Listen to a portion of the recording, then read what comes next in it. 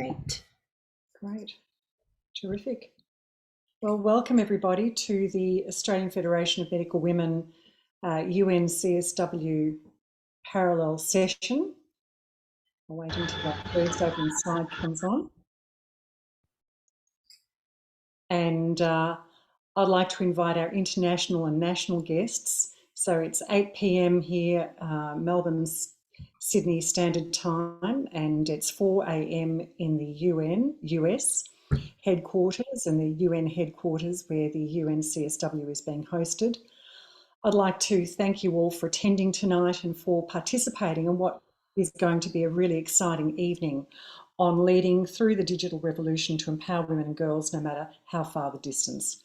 We know we're in a digital age now, and technology and health are intimately linked, but also digital technology. Technology is a tool for equalising the disparities that exist in equity, both in health and gender. And we're going to look at various aspects of this tool and how we can use it to empower women and girls to further their well-being, their opportunities and their health globally. I'd like to thank my co-host, Helena Franco, who's currently in New York and who will be sharing the screen and also putting up the pre-recorded sessions for us to enjoy. Please add your questions to the chat. We're going to try and keep to time and also try and answer some questions and have maybe some conversation at the end, hopefully. I'd like to acknowledge the traditional owners of the land from which I am speaking and pay my respects to the elders past, present and emerging. And with this, I would like to introduce our first speaker. Yeah. And our first speaker for tonight is Amandeep Hansra. And Amandeep Hansra in Australia has an outstanding reputation as a digital health leader. Amandeep is a general practitioner by profession who has ventured into the world of digital health and technology and is now leading the way for many other women and medical women. And she, on the side, also runs a secondary other interest, which is creative careers, which encourages women and others to explore interests beyond medicine or to adapt their medical careers into other spheres of life to achieve a rounded and fulfilling professional life. So Amandeep, I'd like to introduce you and look forward to hearing your presentation. Great, thank you so much for having me, Magda. Would you like me to share my screen or? If you could share your screen, that'd be great. Then you have control of your own slides. Okay, perfect. Sorry, I'll just start the slideshow. Okay, see my screen now? Yeah. Okay, excellent. Thank you. Thank you again for AFMW, for Helena and Magda for inviting me. Such an honour to be here this evening and talk about a topic that I'm very passionate about. So first of all, I'd like to acknowledge the traditional owners of the lands on which we're all gathered and meeting here today, pay my respect to elders past, present and emerging, and extend that respect to anyone in the audience that is of Aboriginal or Torres Strait Islander descent. So I'm going to talk to you tonight about digital health, which is one of my favourite spaces, but how exactly is it disrupting, I guess, or improving and providing opportunities for us addressing some of the challenges in women's health. So I probably don't need to tell everybody about the statistics. Could you please mute your... could you please mute? Thank you. So everybody's aware that there are health... Could we mute the non-speakers? Yeah, I'll mute them. Thank you. No worries. So obviously health differences that exist across an entire lifetime between men and women, from the cradle to the grave. So we know that diseases affect men and women differently, but in terms of outcomes, there's also differences. So for example, we have women at all stages of their life who are at greater risk than men of mental ill health. Women are also 1.6 times as likely than men to suffer from mental and physical health. We also note that some diseases affect men and women differently. So for example, when men have a heart attack, they have very traditional symptoms that we're all taught about as doctors and as part of our education and training, that people get chest pain and that's a sign of a heart attack. But for women, they're much more likely to have non-traditional symptoms. They may just get a bit of indigestion, feel a bit short of breath, or get back pain.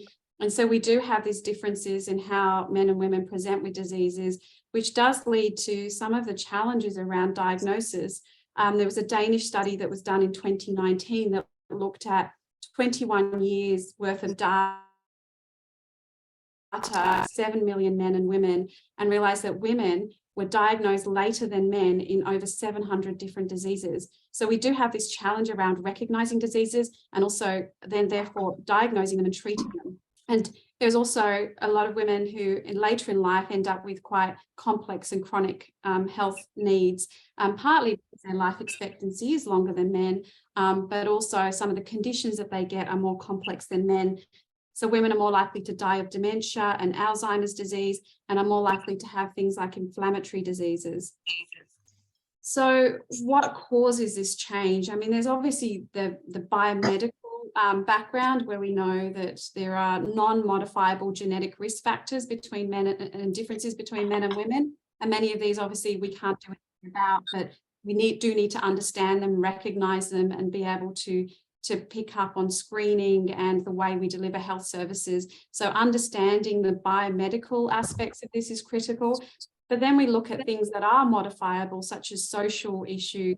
We look at gender roles in society. We'll look at the way that clinical research is very genderized. So traditionally has been, a lot of our clinical research data has been built up on data sets from men.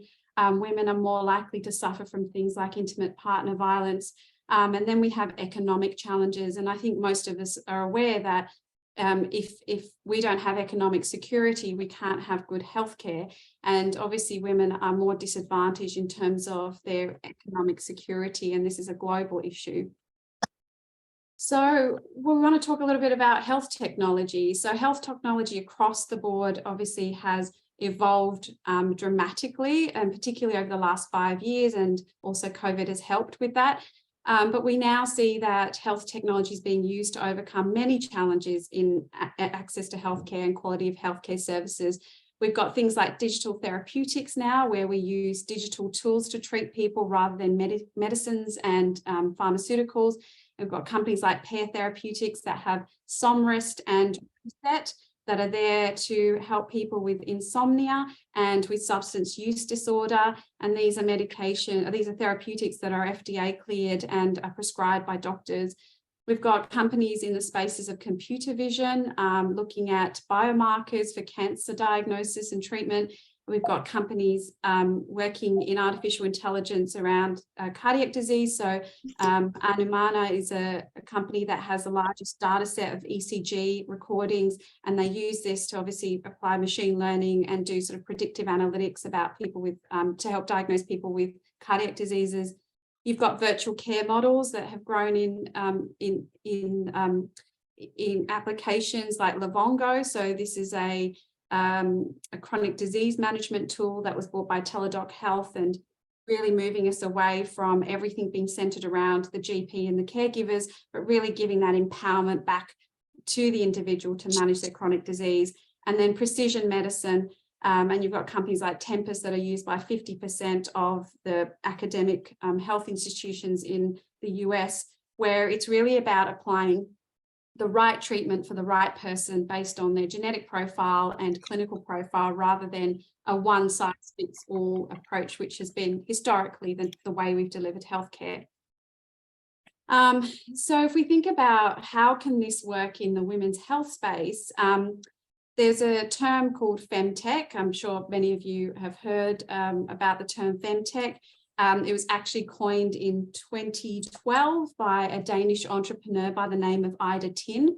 And Ida was a founder of Clue, which was a period tracking app. And she came up with this term and thought, you know, there's a space where technology can really address female issues in healthcare. And we've also discovered that women are 75% more likely to use digital health tools and adopt them than men. So a great opportunity to look at, you know, some of the gender inequity that we have in healthcare services for women, and use digital health tools, which women are likely to adopt, to challenge, overcome some of these challenges in women's health. So some of the things that we've identified that technology could potentially have a role in solving is improving accessibility. So if you think about, you know, a lot of even us women on this call tonight, you know, super busy, probably been at work all day, dialing into things, have children in the background, maybe have elderly parents that we have caring responsibilities for.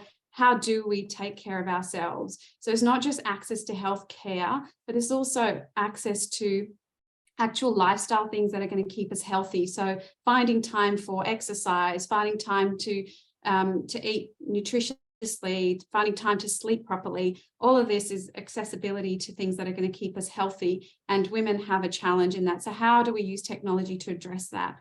We also have a problem with understanding conditions, particularly the ones that affect women, and we'll talk about some of them like endometriosis and preeclampsia.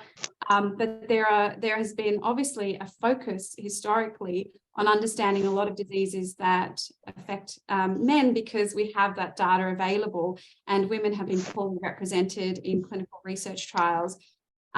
So that sort of leads us to the next thing about how do we do these balanced clinical trials? How can we use technology to make sure that we're getting diverse data sets and the right participants in trials to create you know, really robust evidence that's going to be applicable to all genders?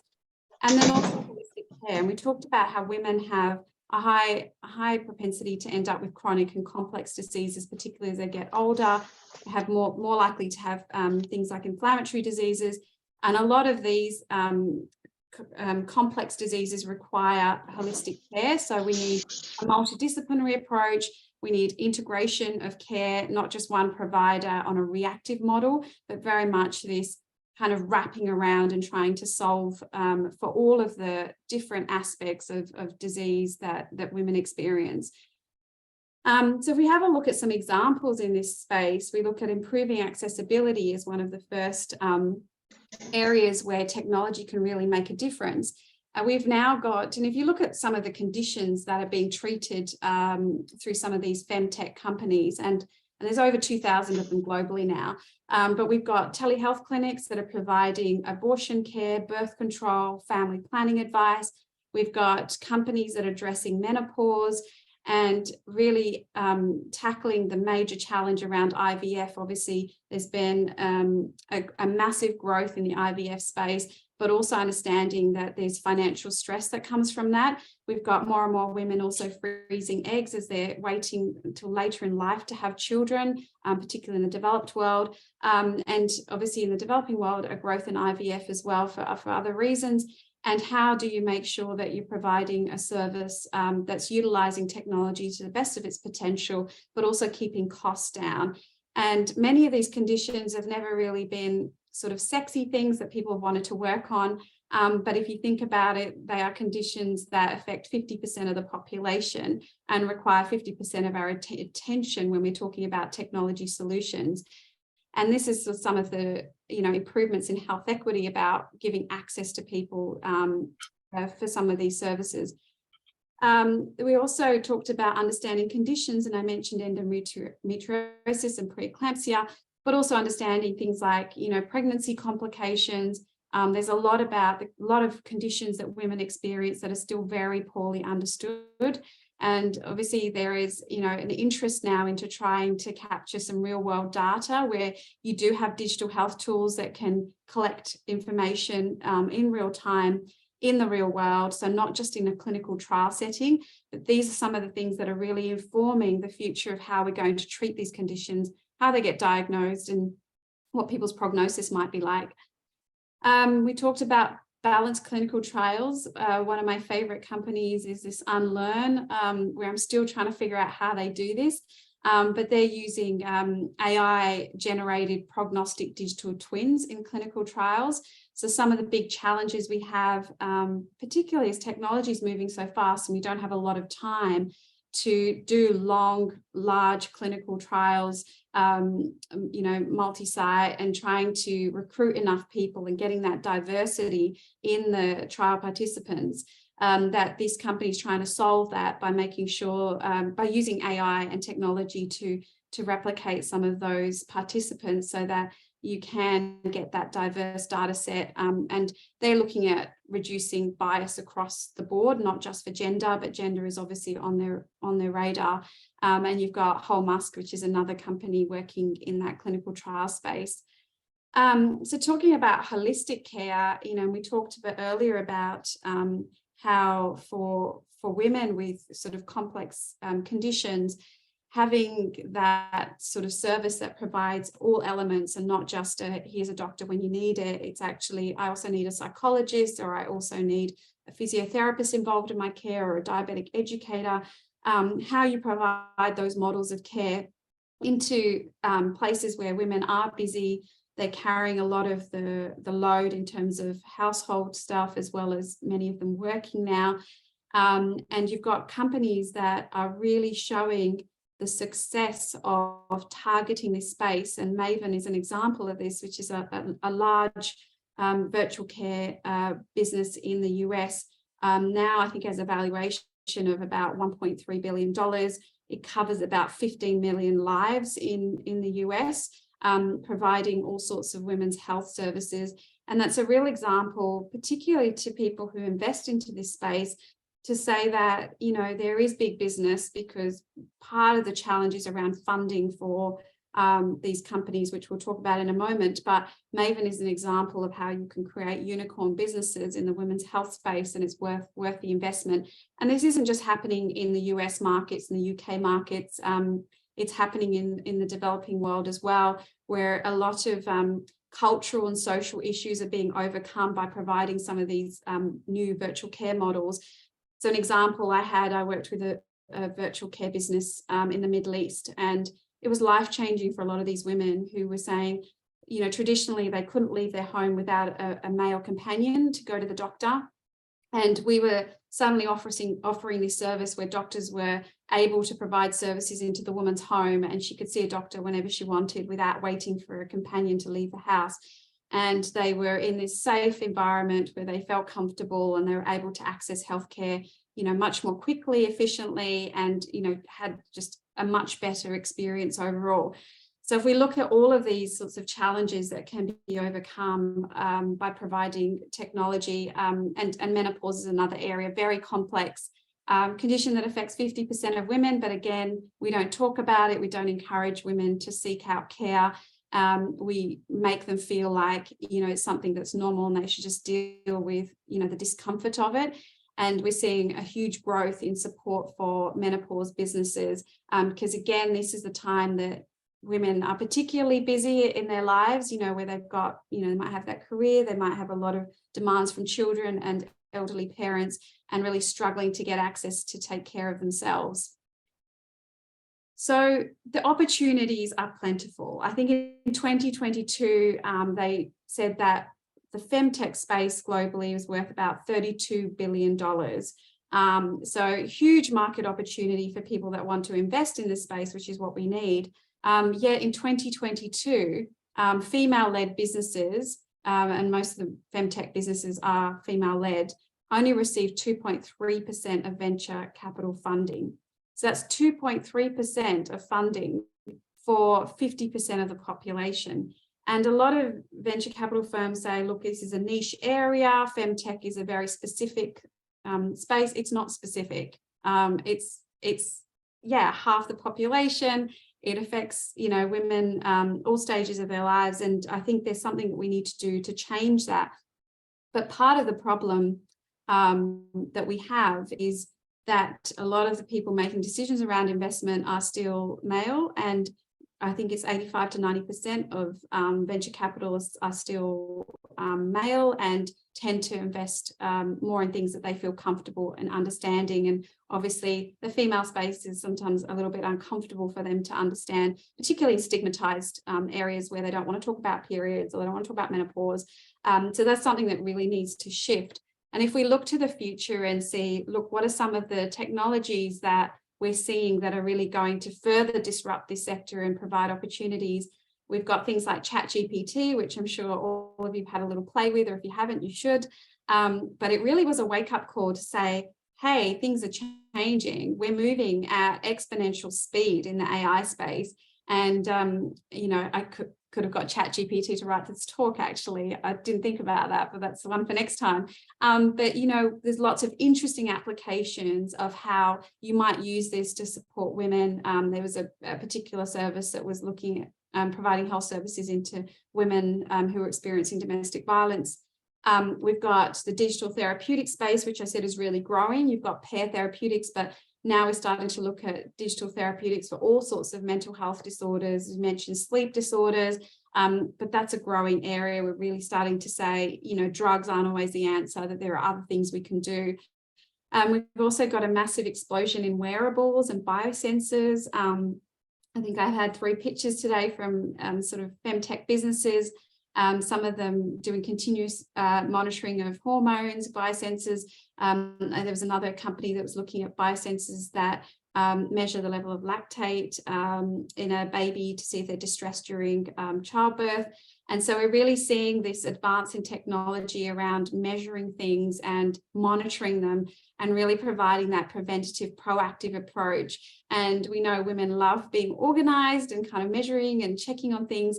And there's a real appeal around that, knowing what's going on before it's going to go wrong and being able to intervene early.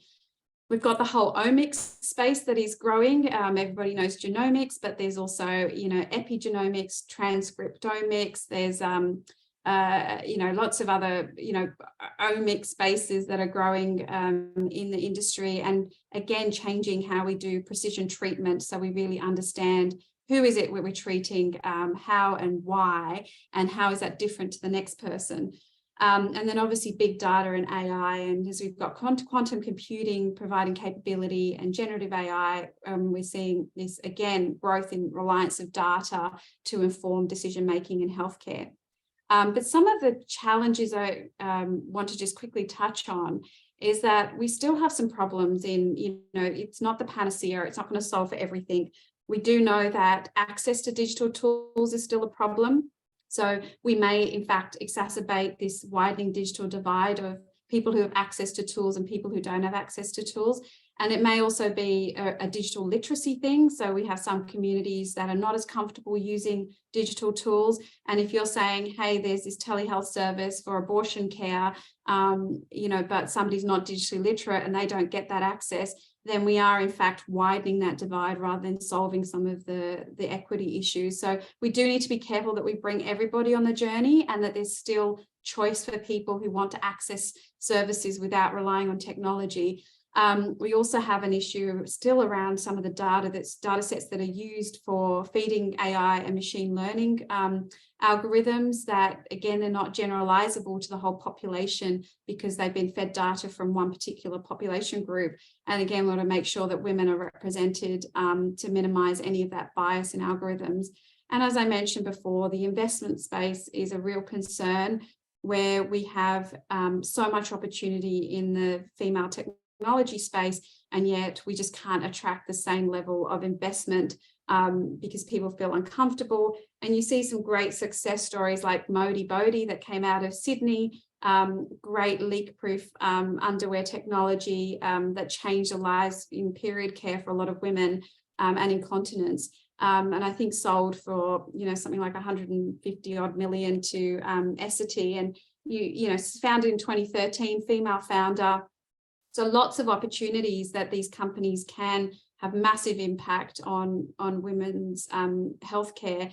We really just need to get more women at the table making decisions around investment and more women in the ecosystem as role models, as CEOs, and really pushing forward that agenda of how do we make sure that 50% of the world's, population needs are met, and that we utilize technology to help keep them or bring them up to equity to men. So thank you so much for listening to me today. I'll stop there because I think that's all the time that I have. But it was lovely to share that with you, and thank you. I hand back to Magda. Thank you, Amandeep. That was a really rich presentation, which took us from the gap that we're looking to fill and address across the span of opportunities. And your experience and insights have been really valuable. I think that bringing women to the table in this journey is most important. We need to have more of these conversations. And thank you for being a leader in that department, and in doing so much to really bring this into the conversation with women across the board. Wendy Chapman has done something. Professor Wendy Chapman, who is our next speaker, but is currently in transit and somewhere in the air, probably flying, has submitted her presentation for this evening. And Wendy Chapman is a professor of informatics at the University of Melbourne and directs the Centre for Digital Transformation of Health. She started off with a linguistics major in Chinese, of all languages, and then has migrated across to digital health leadership here in Australia. And Wendy has brought to Australia a Women in Digital Health Mentoring and Leadership program. And the inaugural program was established in 2022. And she has been instrumental in bringing this to Australia and encouraging women to participate in the digital health space. So we look forward to hearing Wendy's presentation.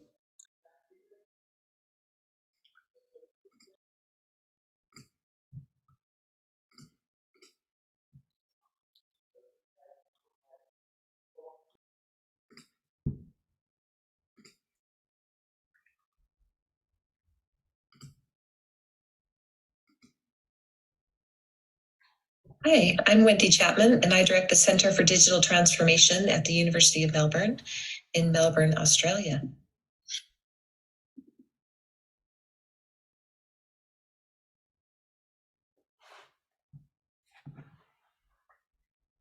I want to start with a story about when I applied for a job several years ago, and there was an internal candidate.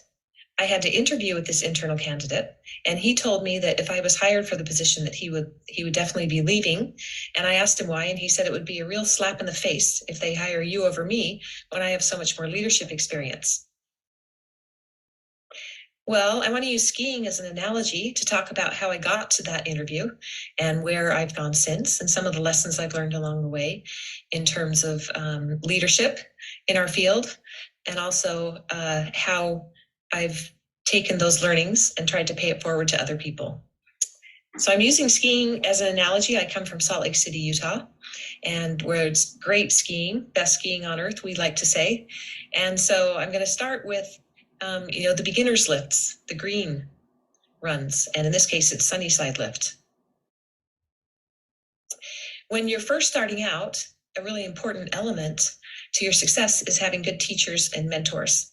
And for me, I was learning new knowledge and skills as I started a PhD program in biomedical informatics, just like I was learning new skills on the slopes.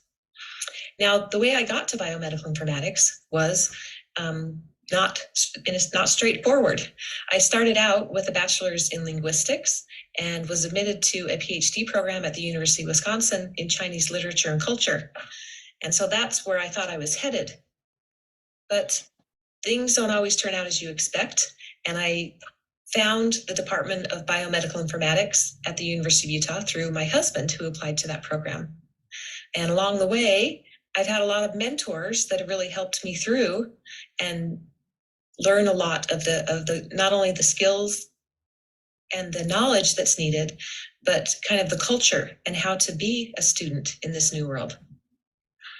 I want to talk about a few of those mentors, and the first is my husband, Brian Chapman, because the way I found the field was through him, and he had applied to the program, And because of my background in linguistics and the research area of natural language processing, he said, this seems like a, potentially good area for you with your love of linguistics and language to apply it to something in more of a career that might work out better for me than the Chinese literature was. And so I followed him into the field. Along the way, he helped me. Well, we became, students in the same classes, and we did homework together. We traded off babysitting our child, who was 1 when we started graduate school. And we both learned from some excellent teachers and professors and advisors at the University of Utah, including Peter Haug, who was my research advisor.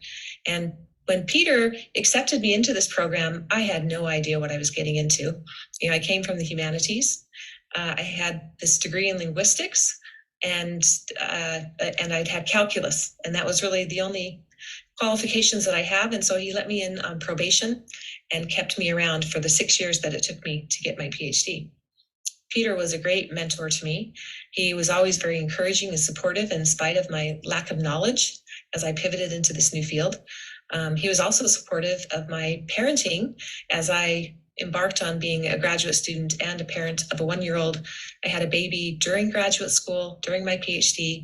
I worked at home a lot of the time. This was in the 90s. And I brought my baby to lab meetings and would nurse my baby, and there was never an issue with that. Peers can be very important mentors as we are learning new things. And this is Marcelo Fishman, who was a co-student with me and working on natural language processing together. And this was a feature in an article in a magazine about us. We know that it's important to have mentors, and a lot of the mentors that we as women will have will be men, because there are more men in positions of authority than there are women even today.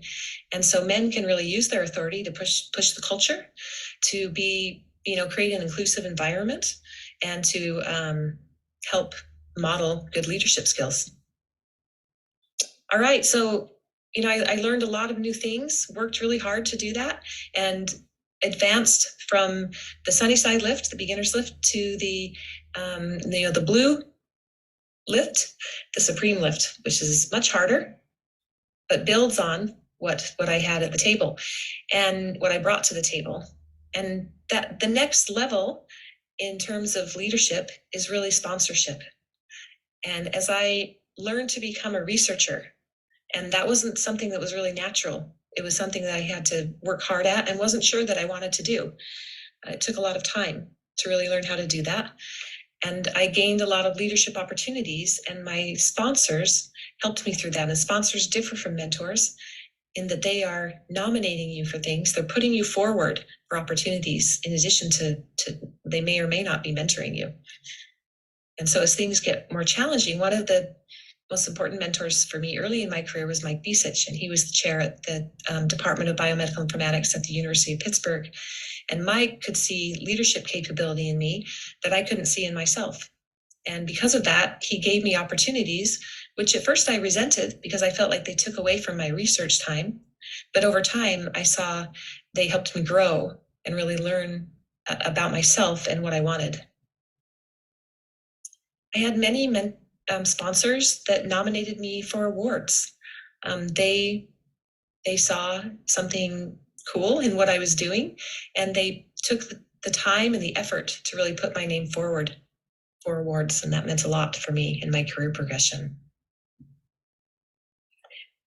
So women often don't have trouble getting mentors, but one of the reasons that they still are not promoted as often as women is that they are under-sponsored in relative to their male peers. And sponsors are even more needed than mentors. So this brings me back to my interview. I did get the job, and that person that said that to me did leave. He left about 3 months later. And I always reflect on that about, did I, was he right at all? So let me say a few more words about that. The reason I even applied for this job, and this was a leadership job, it wasn't a researcher job. It was, You had to be a researcher to apply, but it was a leadership position. And Matt Seymour was a champion that helped convince me to apply for this job. And my husband, Brian, also really pushed me, just like he pushed me in skiing to get better so that I could ski with him. And then ultimately with our daughter, who became better than us really fast. But both of them really challenged me to do something that I didn't feel I was ready for. And because of that, I was given opportunities that I never thought I could accomplish, both in skiing and professionally. And so with that new leadership position, I was moving up to the advanced runs, and this is Westward Ho. In the advanced runs and in these leadership jobs, you really need, in addition, you still need mentors, you still need sponsors, but you also need coaches and people that are going to challenge you. You need people that you can follow along the steep places that you would never go yourself, and that can model what it means to be in that position. As I took on this leadership role in an academic healthcare system, I found a lot of challenges and a lot of really scary things. I felt like when I applied for that position, I stated in my letter the leadership experience I had. And I think that this person that, said that he would leave was right in many ways. I didn't have a lot of the leadership experience. I had, kind of small L leadership in terms of bringing people together, getting grants, leading a research lab, and even in my professional organization, but not the type of leadership at an academic health system where you're working with the CEO of the hospital, the clinical chairs, and really jumping into a new world that could be scary. And so I realized how much I had to learn, and I felt like for many years I was just getting a new degree, although I wasn't getting a degree, but I felt like I was in school again, learning many things that I just had no idea about. And people were very patient with me most of the time. They also challenged me and pushed me. And I spent a lot of time with the chairs of clinical departments, who in the US are quite powerful because they run the business of the healthcare within their clinics and in the hospital. And so they're kind of entrepreneurs who are really trying to invest in research and in innovation while keeping afloat and earning a profit that they can then reinvest in research again. The senior vice president of health sciences was the one that hired me, and she definitely pushed me to do more than I thought I was capable of, and her confidence helped me. Her confidence in me helped me. But I also often felt like she wasn't as confident in me as time went on. And so it was challenging. It was a very challenging place to be, feeling like I had been very successful in research. And now I was this little person that knew very little about the world I had stepped into and was trying to persuade very busy and important people that they needed the work that we did. So it was a lot of challenging years. There was a lot of climbing. It was going off trail. It wasn't just going on the Black Diamond runs. It was, hiking in my boots and skis to go up to a place and go off of a run that was much more difficult than the ones that you take the ski lift to. At that time, I also started the Women in AMIA. AMIA is the American Medical Informatics Association. I started the Women in AMIA committee, and this was also a challenge and a learning opportunity to me. And this was a group of women who we coached each other and we challenged each other. We felt like there was a need within our professional organization for women to come together and have opportunities to really, as we would say, get shit done, and to be able to, lead in that. Whereas in most professional organizations, there are only a few leadership positions, but yet there are thousands of people involved in the professional organization. And so we wanted something that was more grassroots and could bring people forward and say, what can you do and what needs do you see? So we started this Women in AMIA committee, and it was a fabulous way for people to bring their own skills and do scary and great things. Well, after that position, I went on another adventure to Melbourne, Australia, to the University of Melbourne. And I brought to that position the experience that I have, the strengths that I have, the new knowledge that I'd gained in these challenging positions. And still, I find myself a student, just constantly learning new environment, new healthcare system, new people, and new challenges. And so I guess I've resigned myself that my career is just going to be a constant learning opportunity. Well, as I've learned these things, I've thought about how the things I wish I would have known. I wish I would have known, how important these connections were and nurtured them more. I wish that I would have known, that to be confident in the strengths that I did bring, and that even though I didn't have all those leadership skills that other person had, I had things that he didn't have that I brought to my job. And I also had competencies that I didn't have that you can learn. And so I wanted to pay it forward. So in AMEA, we started the Women in AMEA Leadership Program. And when I moved to Australia, we replicated it and at the Australasian Institute of Digital Health. And both of them have had 2 cohorts. The AIDH second cohort is just starting, with multiple women of various backgrounds embarking on this leadership training that has been very powerful, I think. And so this program really helps develop people as leaders. How do you lead with yourself? How do you decide the type of leader you want to be? How do you build on the strengths that you have? Because we're not trying to be someone else. I'm not trying to be that person that quit when I got the job. I'm trying to be my own type of leader. How to lead ethically and inclusively. And then looking at, working with people in the workplace, the power and leadership struggles that we have, the social capital, and then leadership development. How do you lead others and persuade and change? And what types of skills do you need for that? We published a paper about the first year of the Women in Leadership Program in JAMEA, and found, so in these graphs, the blue is the pre-assessment before the leadership program, and the orange is the assessment afterward.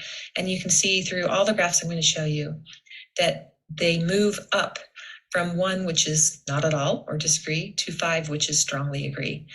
And so they felt like they were more successful in using their leadership strengths in their current position, exude confidence in situations, and are able to address barriers more confidently.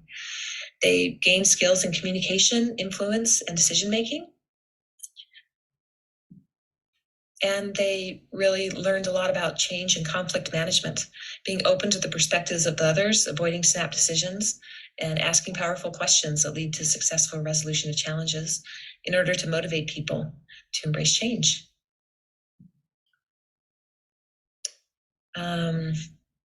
It was really great to see the comments that women made about how this has affected them and how it's changed for some of them their careers and their paths, and really channeled their power and helped them see that they could be a leader that reflected their personality and values and improved their confidence and make leadership more appealing to them.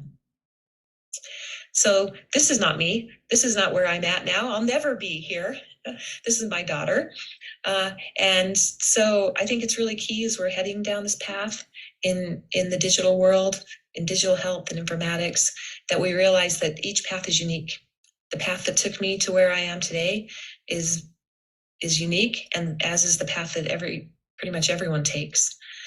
That we can be the best leaders if we build on the strengths that we have and don't try to be like somebody else. And finding mentorship and sponsorship it came to me without me seeking it. I didn't even recognize that I needed it until I had it. But for many people, that doesn't happen. They're at institutions where they don't have that type of support, or they have, backgrounds where they haven't had that support. And so it's not only women that have these struggles. Many people need more support than they're getting. And so we have to seek help, and we all have to be helping each other and sponsoring other people and mentoring them. So thank you for this, and I'm sorry I can't be there with you today. I'm flying back from the US to Australia and look forward to meeting many of you in the future.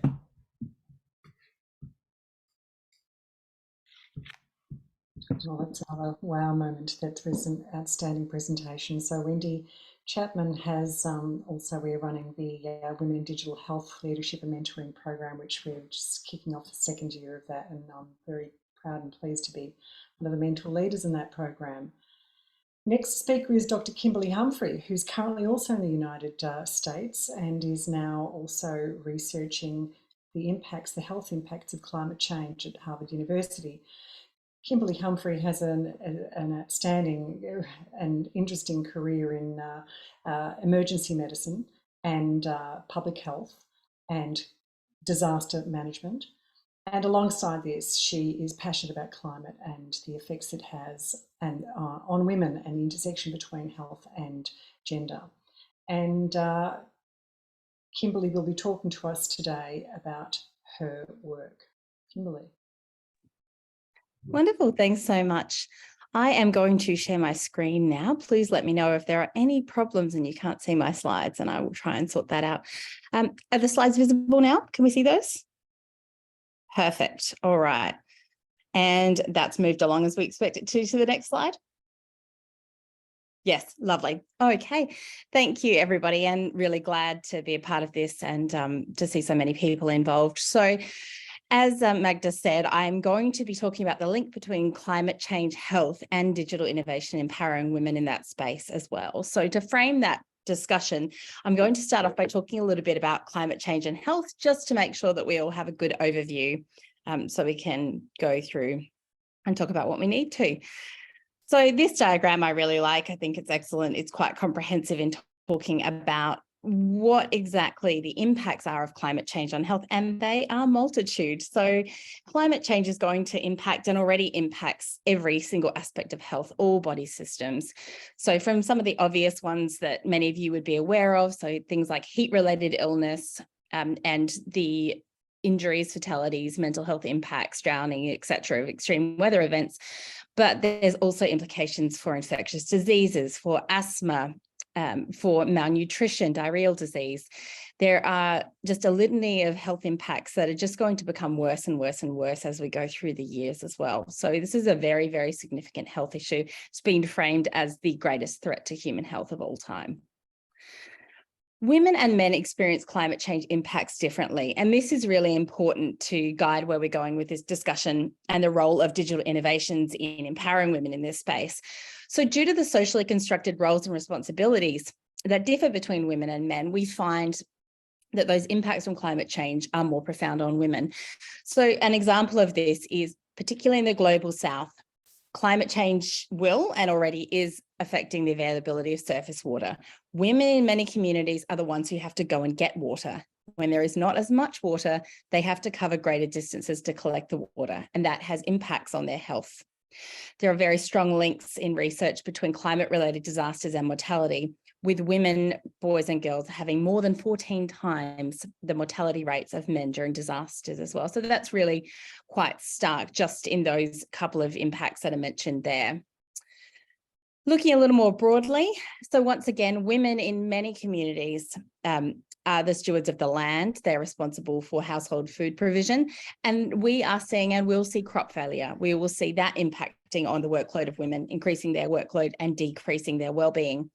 We will see fuel shortages, as I've mentioned, water scarcity, the impact from natural disasters, increasing infectious diseases and worsening of chronic disease, combined with the lack of access to healthcare from climate change, increases women's burden, not only their poor health outcomes, but their role as caregivers to their families as well, and the impact that that has on the well-being of the household in general. And then a very significant factor that is just going to become worse and worse is displacement and forced migration. We see it already. We may not think that we see it, but we've seen this places like Australia even. So with the fires of late 2019, 2020, we had populations that were displaced. With the floods that have occurred just over the last year, we have populations that are displaced and still displaced. This has impacts on people's access to their usual care providers, an inability to manage their chronic diseases as well as they usually would, and very resounding long-term health impacts. This is going to get worse and worse as climate change progresses, and conflict also has a role in this as well. So there's a lot of areas where we know that climate change impacts women's health more than men. Once again, this is just illustrating the projected impact of climate change on agricultural yields.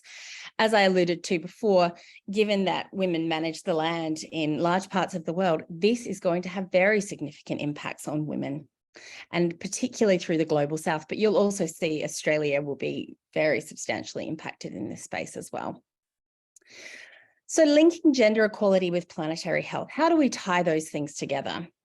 So we look at the Sustainable Development Goal number 5. So gender equality is central to many of the other Sustainable Development Goals. And this discussion is really important when we look at how digital health intersects with these things. So women and girls play a central role in the provision, management and safeguarding of water and sanitation. They're stewards of the land. They have specific knowledge of the land and dependence on forests, which makes them key contributors and stewards of forest conservation and regeneration as well. And we know that they have significant roles in communities and in production as well. So there's a lot of intersection with all of the Sustainable Development Goals, and increasing equality and bridging the gender gap will have significant impacts, not only on that particular goal, but on many of the things we're trying to achieve. This I find very compelling. So if women played an identical role in the labour markets to men, up to 28 trillion or 26% could be added to the global annual GDP by 2025. This would be sufficient to bridge the climate finance gap needed to fund the battle against climate change. And simply increasing the participation of women in the labour force would be enough to increase the world's GDP enough to fund sustainable development. So there is so much that we are fighting for here. This is just an illustration. It's quite a busy slide, so I do apologise for that. But this is just looking at the role of education in climate change and how important that is as well. And you'll see as we go through this talk, there are digital innovations and things that we need to do around educating women and girls in regards to technology that will really have profound effects on mitigation and adaptation for climate change. Okay, and this is illustrating once again that there are particular climate resilience solutions that will unlock multiple benefits, so economic benefits, but also community-wide benefits as well. So when we look at some of the barriers for women being involved more broadly in climate change action, some of it comes down to power and relationships, discriminatory laws in some places, the lack of finance that is available, and restrictions on land ownership are all quite profound. And then there is a significant digital gender divide as well. And the lack of technology that is available to women in many parts of the world really prevents them leveraging their talents to be able to be fully involved in creating many solutions. So this is where digital innovations can come in quite profoundly to solve some of these problems and to really leverage the power of women in this space to drive productivity and innovation, to increase the financial stability of communities and to really strengthen that resilience. We know already that we see the impacts of climate change. So mitigation is really important. Reducing carbon emissions is really important. And we know that women have a place to play in that role as well. But equally, we are seeing the catastrophic impacts globally that we're seeing are already happening, and it's only at 1.2 degrees Celsius of warming. We're currently headed towards 2.7 degrees. No matter what we do, we need to adapt our communities to be climate resilient, and women have such an important place in doing that. So why does the digital gender gap matter for climate action? We've covered some of these points, but it's really quite a significant problem. So we know that around the world, 327 million fewer women than men have access to the mobile internet. We know that only 24 of every 1,000 female tertiary graduates are studying in the ICT space.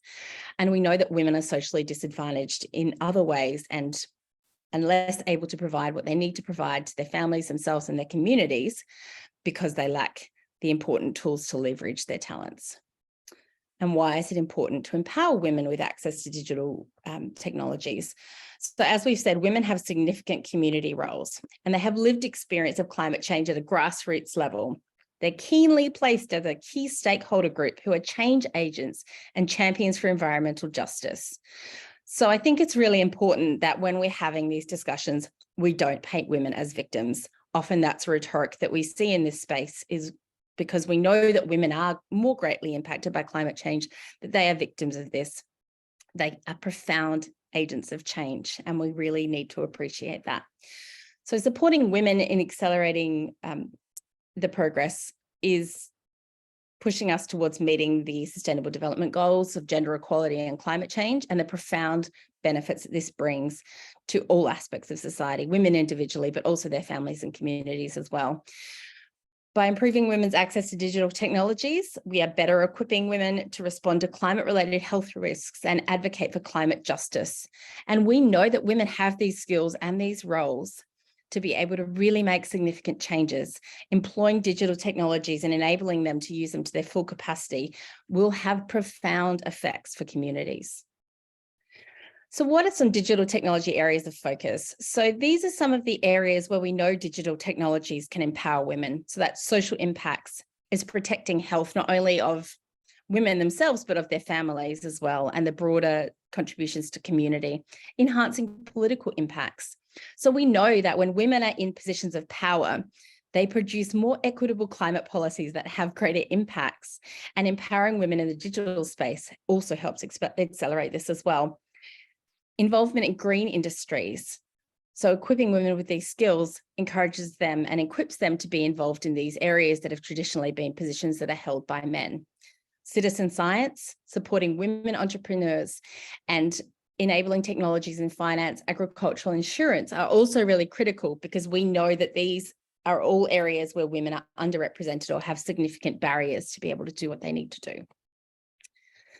So let's talk briefly about education. So education access for girls is a key pathway for gender parity and climate leadership. We know that education for girls is key to the well-being of communities, and there's a lot of great literature around how important education is simply in and of itself.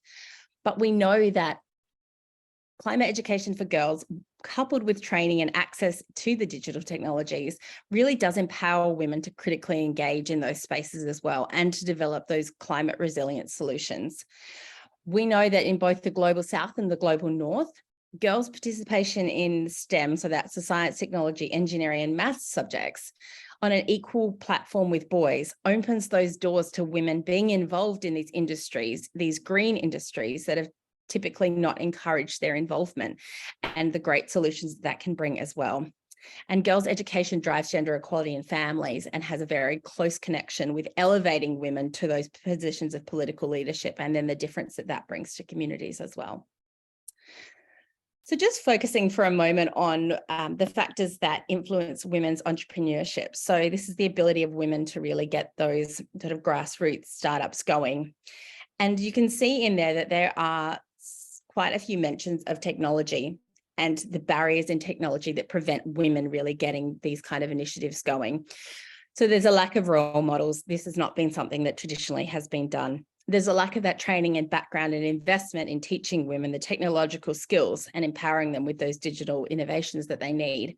And then the gender stereotypes that still persist, that women should only be involved in micro or hobby type organizations and not really building those significant, for example, tech startups or those bigger businesses that can make a real difference as well. So there's a lot of work that needs to be done in this area, and many ways in which our use of technology can really empower women here. Citizen science is a really interesting way as well that we can use technology in climate action. So citizen science particularly, I think, relates very well to women, because we know that women often create that social cohesiveness in their communities. They're often the bridges between people, and they're often the ones who convene communities together. Citizen science is really about bringing that technology to those mechanisms that already exist to disseminate it. So it's about enabling the measure and monitoring of climate impacted phenomena, but also allowing the communication and sharing of information throughout the communities as well. And women, given that their social roles that they play, are really, really keenly positioned to be able to drive this forward if they're given that access to technologies to do so. This is a very busy slide, so I'm going to talk through a little bit of it. This is just looking more at how we can get women into the workforce. We know that women are key to achieving what we need to achieve in the climate space. How can we make this happen? There's many ways. We've touched on some of them. So it's looking at digital skills and literacy, the importance of educating women in this space, providing the digital infrastructure, the digital platforms, and looking at the way that this intersects with financial services as well. All of these things are really key to empowering women to be able to achieve their goals. Once again, this is quite a busy slide, but this is just an overview of many of the things we've talked about. That it's the education and the policies and many of these other things that aren't just the hard access to technology that we really need to put in place to give women the opportunities in this space. I want to briefly talk about the Australian Women and Digital Health Project. So this is more specifically looking at health. And this is about really empowering women with digital literacy tools, which can create better health outcomes for themselves, their families, and their communities as well. This is in different versions in different places, really around the world, although this particular example is focused on Australia. It's about the use of social media, mobile apps, wearables that were mentioned before for health, self-management, and then advancing women's participation in climate action in health as well. So there's very close interactions between health, climate change, and digital technologies in this space. Very vital tool actually for health adaptation, because we know that people who better manage their chronic diseases, such as they can do through some of these technologies, are more resilient to the impacts of climate change. We also know that this is a very important mitigation tool as well, because when people are healthier, they present less often to hospitals, and that causes a reduction in carbon emissions as well, because they don't need as much care. So the implementation of these kind of technologies can actually have very profound climate impacts generally. And I'm just going to wrap up with a couple of specific slides. This one is focusing on Senegal. So there's been some great work that's been done by UN Women looking at what the key needs are in different areas and different countries. And so particularly for Senegal here, they've identified that the barriers are literacy levels, financial skills, actual access and ownership of technologies. And then from there gone on to identify the things that we need to do, many of which I've already mentioned. So it's access, it's education, it is looking at how we can improve our financial and private sector, public sector partnerships as well to enable these things to be a reality for women all over the world. And this is just looking once again at those solutions and what we need to do. So a lot of it comes down to money and information and power, but I'm confident that there is a lot that can be done here and will be done here, and women have great possibility in this space, and hopefully we'll soon get the tools to do it. So the final thing I'm going to mention is digital tools for social impact. So this is touching on many of the things that I've already talked about. So using technological innovations with social purposes, creating that social impact that resonates across societies. So we know that women tend to make decisions, when they make decisions, that have social and community benefits that aren't just about the financial bottom line. But we also know that when these decisions are made in the climate space, that they build community resilience, but they often also have great economic benefits as well. So you're still achieving exactly what you want to achieve in the economic space as well, but really keeping in mind the community social outcomes too. So empowering women with this technology creates that space to create that change. And that is it. Thank you. Brilliant. Thank you, Kimberly. Over to Helena to introduce Jenny Green. Thank you.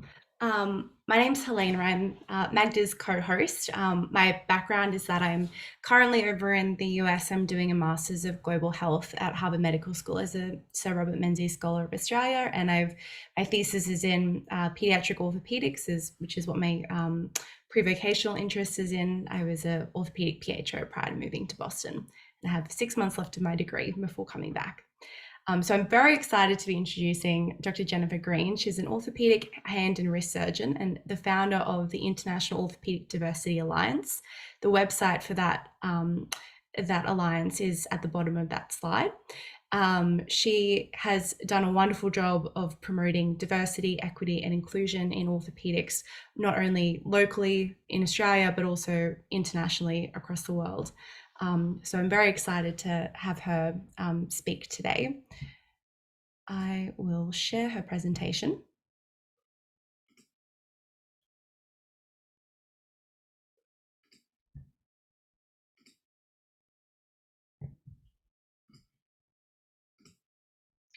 Thank you for the invitation to participate in the AFMW UN Parallel event. My name is Jennifer Green and I'm the President of the International Orthopedic Diversity Alliance. And this is my story about setting up a global not-for-profit to drive diversity in surgery. These are my declarations.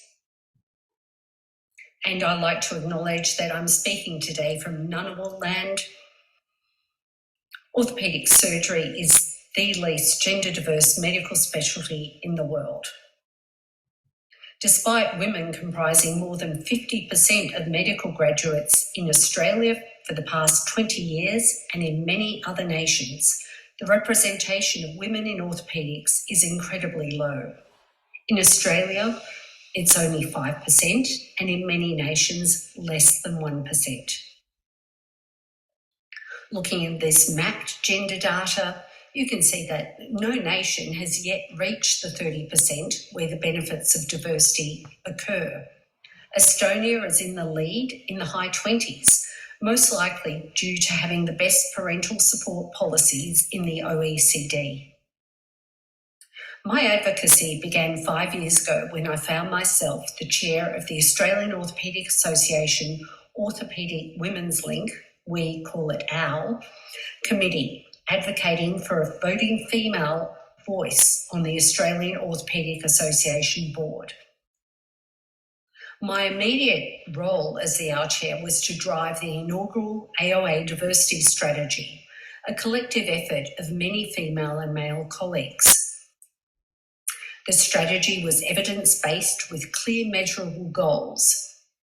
The most important lessons I learned as the only woman on the AOA board were that leadership has enormous power to drive cultural change, and that the view from the boardroom provides insights into and the opportunity to change the many small biases that disadvantage women. I was also able to encourage the AOA to establish a cultural inclusion committee and develop a relationship with the Australian Indigenous Doctors Association. It may surprise many of you that there are more Indigenous trainees in orthopaedics than any other surgical specialty. While working on the AOA board, I discovered that there were many orthopaedic diversity advocates around the globe, and it seemed an obvious next step for me to unite our efforts. So I started gathering leaders together, and in 2020 we founded the International Orthopaedic Diversity Alliance. In 2020, we had 45 founding members representing 30 different nations. In 2021, we set up a board of directors, established a vision and a mission, and registered as a not-for-profit in the USA. Today, we have more than 1,200 global members, including 50 National Orthopaedic Association presidents, and more than 10,000 social media followers. The first IOTA president was Christy Webber, the immediate past president of the American Academy of Orthopaedic Surgeons, the largest and most powerful orthopaedic association in the world. Her advocacy has been immeasurable in launching IOTA. The IOTA board includes a representative from each region to inform culturally and politically sensitive advocacy. Many of you may be familiar with McKinsey's landmark report, Delivering Through Diversity, showing that organisations with greater than 30% diversity attract the top talent, are more innovative and make better decisions. More importantly, in orthopaedics and surgery, our lack of diversity in our workforce leads to persistent healthcare inequity. I recommend the Wheel of Power and Privilege as an excellent lens for understanding inequity in healthcare. If we look at gender inequity in orthopaedics, these two studies show that women are between 3 and up to 20 times less likely to be offered a knee replacement than a man with the same symptoms. There is significant racial inequity in our profession, with higher amputation rates after lower limb trauma, poor access to arthroplasty. The children of non-English speaking background parents have delayed access to orthopaedic care, and Black athletes have delayed referral for knee reconstruction. We know that there are better health and financial outcomes with diverse healthcare teams. The barriers to diversity are well known, and we're working to amplify evidence-based strategies to overcome them. Visible role models, such as the women leading orthopaedic associations across the world, are empowering and inspiring to young women. We also need to change the hidden curriculum at medical schools, which prevents women considering surgery as a career option due to myths such as women don't do surgery, surgery is a boys' club, or women can't have a family and be a surgeon. Early exposure is important, both to counteract the hidden curriculum and because women choose their career paths early. With less than 2 weeks of orthopaedic exposure at medical schools around the world, orthopaedic associations need to be proactive in reaching out to female medical students. We also need to mitigate unconscious bias in our selection processes by having diversity in our interview panels and also reviewing our data and processes to see if there are systemic biases. When we promote, we need to advertise all opportunities, not shoulder tap for appointments. Women and minorities are known to be less embedded in networks. We lack crucial information and contacts and are often unaware of opportunities. At scientific meetings, we need to be intentional about including women in scientific meetings and having diversity content at all meetings.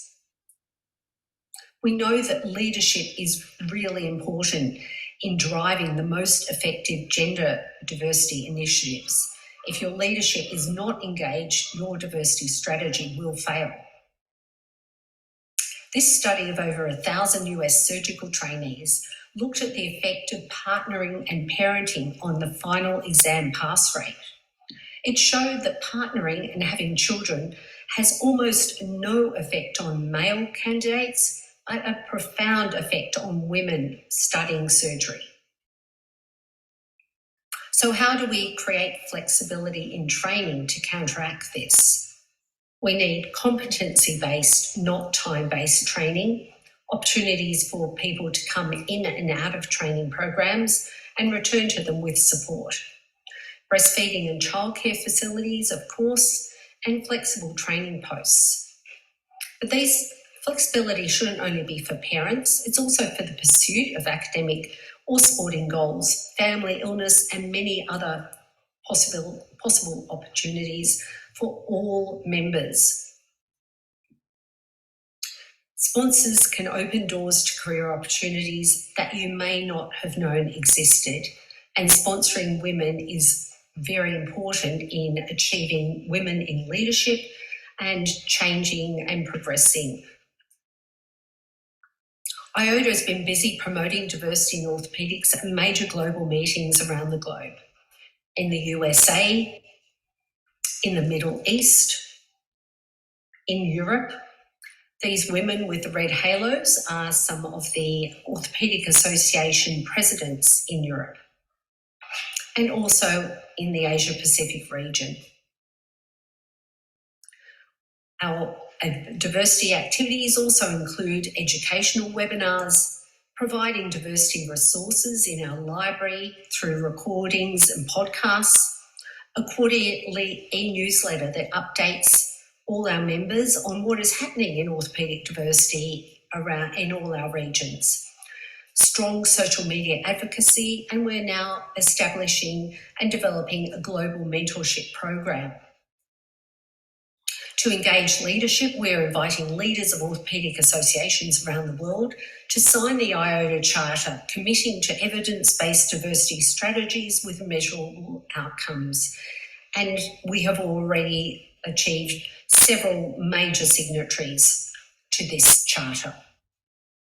So in summary, everyone in orthopaedics benefits from diversity, as do our patients. We attract the top talent, increase innovation, and make better decisions.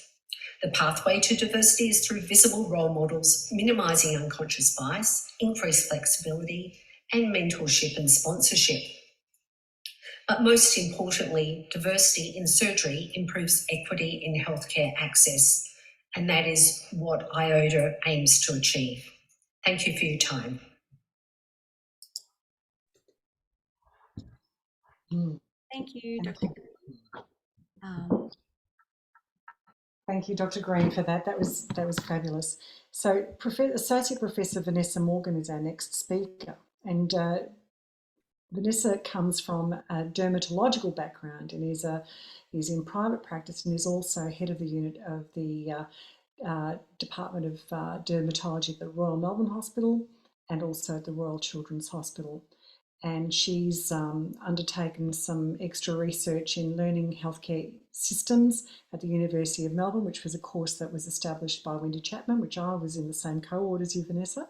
And she is the 2021 recipient of the Brilliant Women in Digital Health Award, along with Amandeep Hansra in the same year.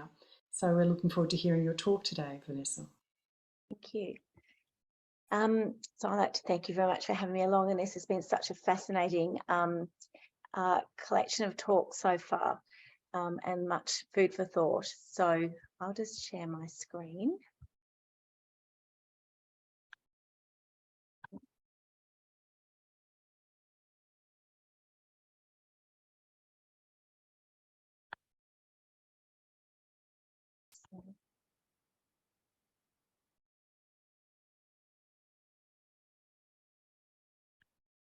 Okay, is that all good for everyone?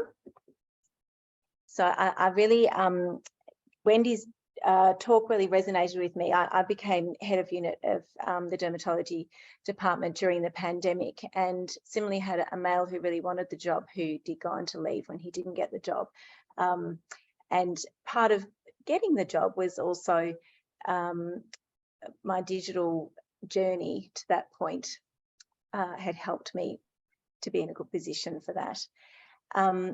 I wanted to talk about overall the importance of women having a place at the table in artificial intelligence and the conversations around that. And it's been touched on in a few of the talks already, that a lot of the data sets that are used currently, for example, for ChatGPT, are very gender biased. And so it's not only looking at, you know, pre-existing data sets, but also looking at what is set up for the future, having a both gender and wider diversity, so that that AI does develop into something that's truly reflective of our whole culture. And so I think my message is that you don't really have to be a techie person to get involved with this, because I certainly don't see myself as that, but to look for opportunities, particularly clinical opportunities, where you know, there may be an advantage to use some form of digital technology. And then more broadly, it says staying in the conversation around AI, because that will impact on all of our day-to-day lives and careers. So this is just my journey. So in 2019, I organised funding for a rural telehealth service, and that was really a means to an end. I needed another registrar, and that was how I got money, because Victoria is very underserviced with dermatologists. So it was killing two birds with one stone. It was an area of need, and I had a registrar. So that said, was setting up at the end of 2019. So in February 2020, we started our telehealth service, and I had trouble encouraging people to take that up. And then 1 month later, the pandemic hit, and as we've mentioned before, that turbocharged digital technology in many facets of medicine. That then really led to our First Nations telehealth service, which has been a fantastic initiative, in that we have Crystal Williams, who's a proud Wiradjuri woman, who started a First Nations telehealth service through our hospital to help engage, an often reluctant seeker of hospital attention community because of past history, to be able to engage with our hospital. And she has done just such an amazing job with that, in not only providing dermatological care to the First Nations community of Victoria, but also encouraging more culturally safe care across our whole hospital. So that was the start of my digital health journey. My other interest is the electronic medical record, and I think for those of you who work in hospitals who have electronic medical records, looking at how you can harness that to its greatest potential is really important. And I think particularly when we're looking at the future, having artificial intelligence assistance in all of our areas, particularly that third point, looking at setting up your systems so you've got data point entry, so not a lot of free text data point entry, so that you're more likely to be able to utilize artificial intelligence assistance tools down the track.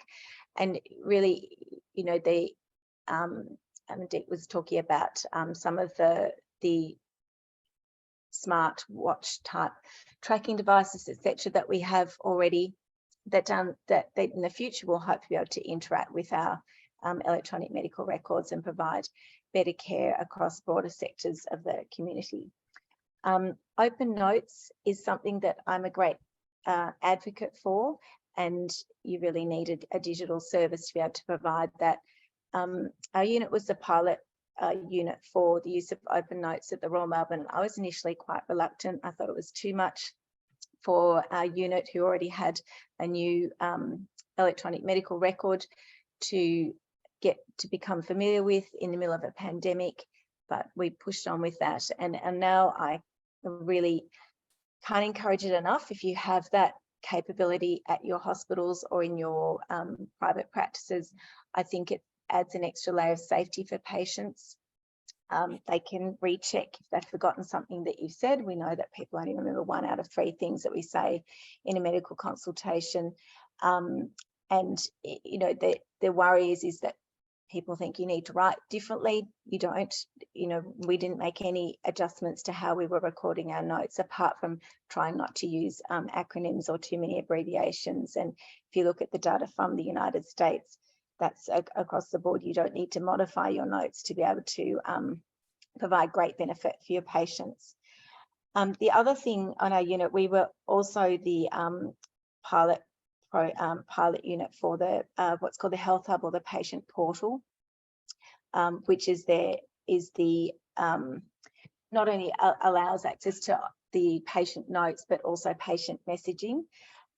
So we got that turned on completely for our unit. So any patient who's been a dermatology patient in the last 2 years can message us directly, which I know many people will be sitting there thinking that sounds like an absolute nightmare, and a huge increasing workload. But interestingly, it hasn't been, and we're tracking that very carefully in terms of looking at, as our percentage of patients signed up to the Health Hub increases, our messaging getting out of control, and it's not. And that provides very secure and confidential transmission of information between us and our patients.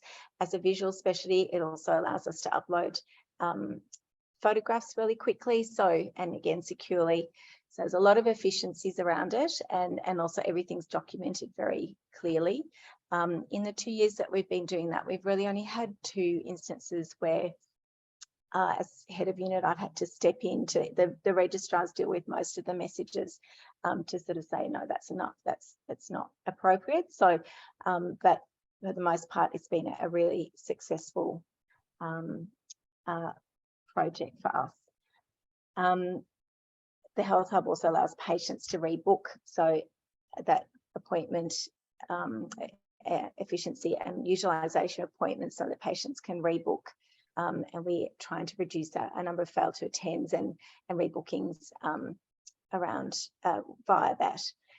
The last thing with the Health Hub is we're also doing quite a lot of data collection with surveys going out directly to patients, which allows us to collect some of the clinical information before they've reached our patients. One thing in particular we've been looking at is skin cancer data. So in our hospital system, we've got patients who come to plastics dermatology at Royal Melbourne and also at Peter MacCallum. So working at a group, we've looked to see what type of information we might want to collect, and the feedback from the surgeons have been, we're too busy, we won't have time to do that. So to circumvent that problem, we now have the questionnaire going directly to the patient for them to fill it in, so that hopefully we're capturing more information. Learning healthcare systems. I thought Wendy might actually talk about learning healthcare systems a little bit, which she didn't, but really the idea behind this is, there's many ideas behind this, but it is looking at where you've got a continuous loop between clinical data going into the system, being analysed and coming back to influence outcomes.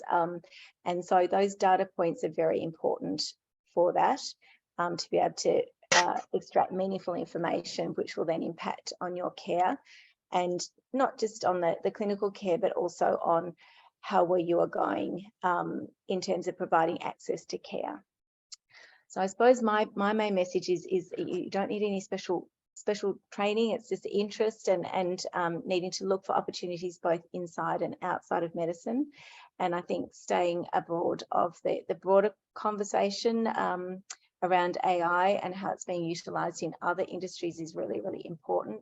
I think we tend to lag behind sometimes, and trying to be at the forefront and well informed is essential. Thank you. Thanks, Vanessa. Yes, we are. I think Australia has a lot to learn from other countries in this department, and I think that we're doing. I mean, people like yourself, Amandeep, Wendy, and Jennifer are all sort of creating another level of interest for women in medicine, and I'm really, really pleased that Marjorie Cross, who is one of our AFMW executive members, who works in rural general practice in New South Wales, is presenting today, giving the perspective on rural requirements and how digital technology can be used in those environments and how to address the inequities. Thanks, Marjorie. Yes, well, I'm going to argue that actually distance does matter. And I speak as a rural general practitioner in country New South Wales, and I already warned Helena that I might need some help with this, but just about to start now from the beginning. So I'm speaking to you from Ngunnawal country, and I pay my respects to elders past, present, and to any Aboriginal and Torres Strait Islander people that may be present tonight. Now, Australian rural communities have been absolutely early adopters of technology. And before I start, I just want to outline that I've been given considerable help in this presentation from my medical students at the ANU Rural Clinical Schools. So I just want to acknowledge them and their contribution to the discussion. In the Australian landscape, rural communities have actually been the earliest adopters of technology, and these technologies have been used and can reduce isolation and disadvantage in access to service. Our country is actually very used to having to address vast distances, and as early as the 1950s, families in rural and remote Australia were using what was then new technologies for health and education. A rural flying doctor service was pioneered in Western Queensland, and in Australia, rural properties which are separated by thousands of kilometres were contacted the flying doctor first by pedal radio, then by wireless, and now via mobile, digital and other technologies. And I'm going to come back at the end to the rural flying doctor service. I'm a graduate of School of the Air. That's the primary school I went to. I didn't go to normal primary school. So School of the Air started in Alice Springs in Central Australia. And rural women... I'm so sorry to interrupt. I think there may be a slight problem with your slides. At least they're not changing for me. They're still stuck on slide number 2. At least the screen I can see. No, they're fine. I'm just going slowly. They're fine. Okay. Sorry. Okay, so I'm talking about the things in Australia, the Flying Doctor Service, the School of the Air, and I just want to remind you all that the CSIRO, a major scientific institution in Australia, is credited with the earliest development of Wi-Fi. See, they're moving on, Helena, so don't worry. So this presentation is going to, just as a rural doctor, I'm going to be addressing the delivery of healthcare by digital technology. We're actually doing a great deal out in rural Australia, and already many of you have already talked about what's possible, and I'm going to talk not only about what's possible, but what we're doing, and also some of the current barriers and challenges, including the Australian Digital Inclusion Index, and particularly some information about women as consumers, providers, and leaders. So I'm going to run through these next slides very quickly because many of you have talked a little bit about these things. So there is all manner of mobile phone devices, mobile apps, and medical apps on my phone. So that's one of the screenshots of my phone, and I'd be derelict if I didn't point out to you that in the middle of that and haloed is a medical app developed by one of our doctors in our practice. It's a study app for young people, for people in training in medicine, so almost a doctor. It's important to point out, of course, that not everything has a lot of evidence around it. So whilst there is widespread uptake of mobile phones and devices, and there's lots and lots of advantages, rapid, widespread, wide area communications and efficient individual tracking with mobile devices, have to point out that often some of these apps and devices don't have a lot of evidence around them. And another of our ANU medical students did a preliminary research on the TikTok presentations on information about vaccines during the pandemic, the continuing pandemic. And what she found, it's preliminary and it's a student's research project, but what she found is in fact the information conveyed was not really evidence-based in any way. Marjorie, I just need to interrupt. There are a couple of comments that your slides are not moving, so I'm not quite sure. You might well be wanting to still be on to slide 2, but we're wondering if it is still slide 2. We're all on slide 2. I'm sorry that they're not moving ahead. I'm actually a little bit further ahead. So yes. So would you like maybe Helena to help me? I'm actually up to healthcare by digital technologies and the electronic health record. Okay. So I can share my screen on. I've got your slides here. So thank you very much. I'm not sure what happened there, but that actually goes to digital literacy for a person that is not a digital native. I'm sorry, I'm not actually sure which slide we were. We're up to telehealth, electronic prescribing and electronic consultation, which is the one before that. And I just want to reiterate, that's the one. I just want to reiterate what the previous speaker talked about the electronic record. And there's an increasing use of the electronic record in primary care today, but it's not something, and it's something that's highly portable, but and it provides a critical clinical history, but lots of patients have privacy concerns about it, and like anything else, it's dependent on network availability and even on electrical power. I'll move on to the next one, and this is where primary care has done a great deal in terms of telehealth and electronic prescribing. There's absolutely widespread use in primary care in Australia now of telehealth and electronic prescribing, and we've had proven effectiveness in COVID during the pandemic, and it's usable across multiple platforms, mobile devices, landlines, teleconferencing, the internet, and it really has greatly expanded, as the previous speaker spoke about, is healthcare workforce effectiveness.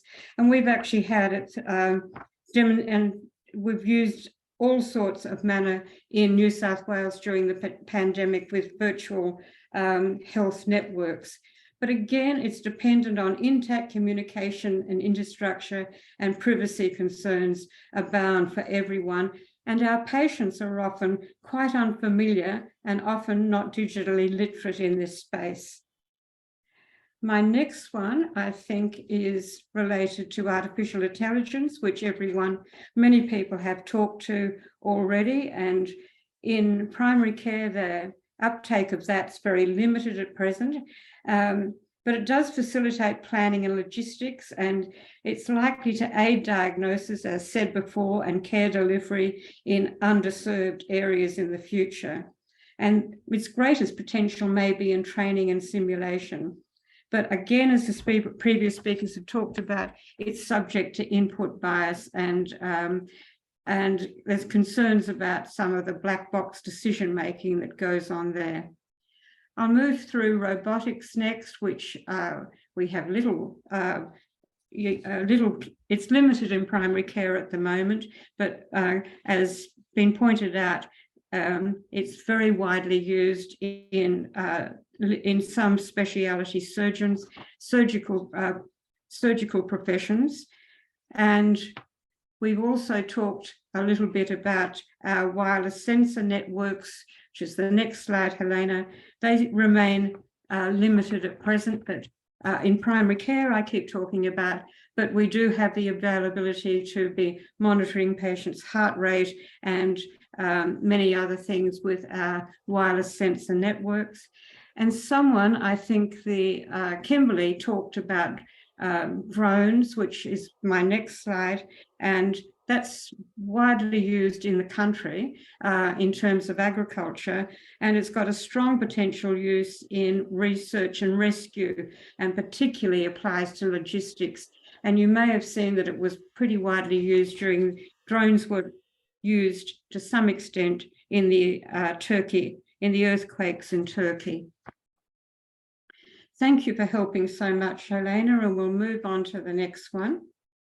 So one of the things that is coming up for me is that there is a digital divide. It's been mentioned before. In fact, the very first speaker talked about the digital divide, and in Australia, it's actually being we actually have something called the Australian Digital Divide Index, and it's important to note that technology is not the only barrier to digital inclusion for rural Australians.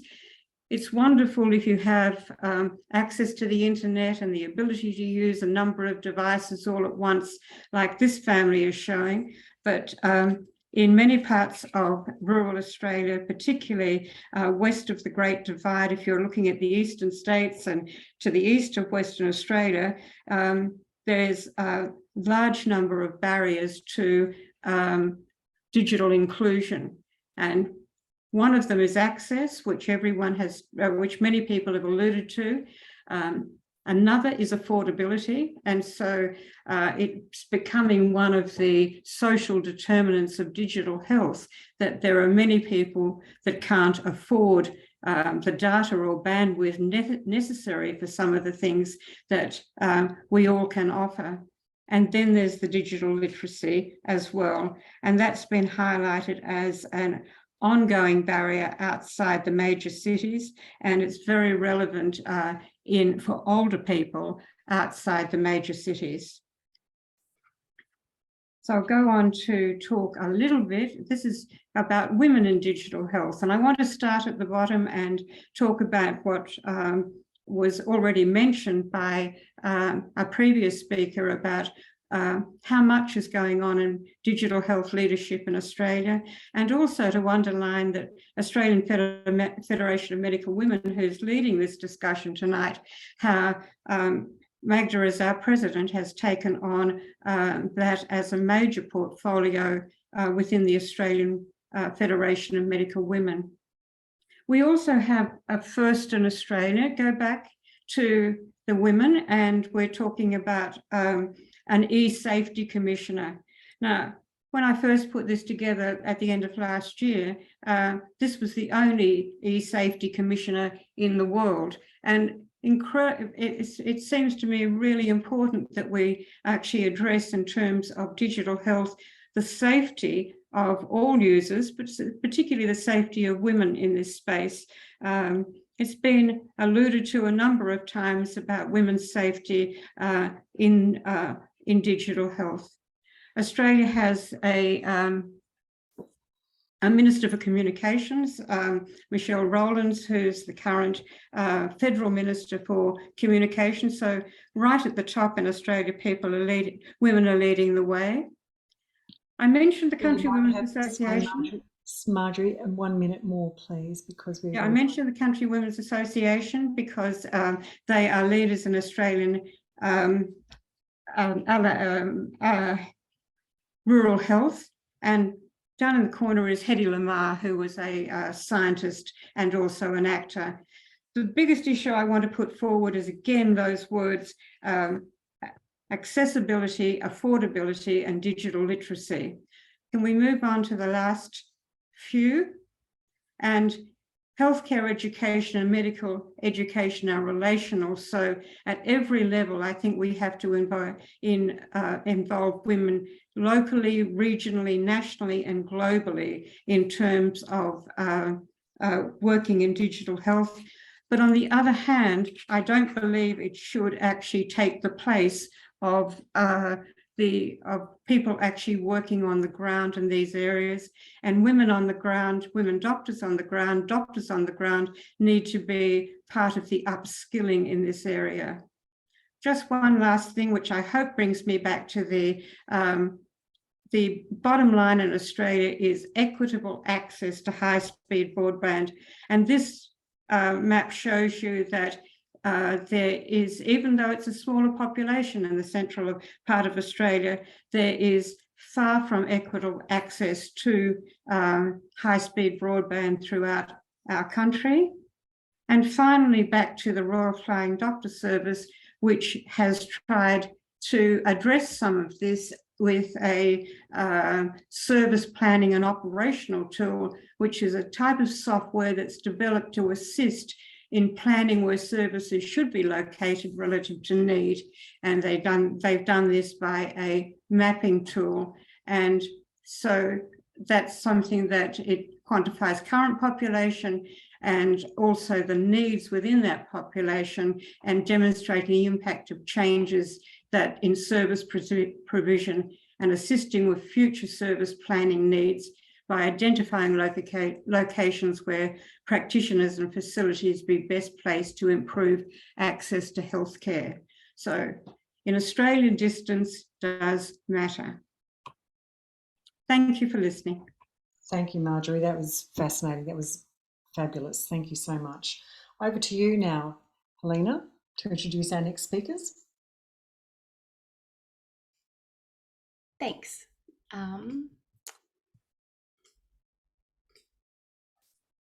So our second last speaker is Dr. Sage. She's a ONG SHO from Queensland and is working with the Queensland Medical Women's Association as the events lead.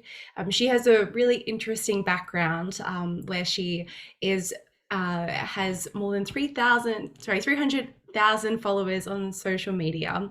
And so she's going to be speaking to us today about her experiences in digital health and being a women's health advocate.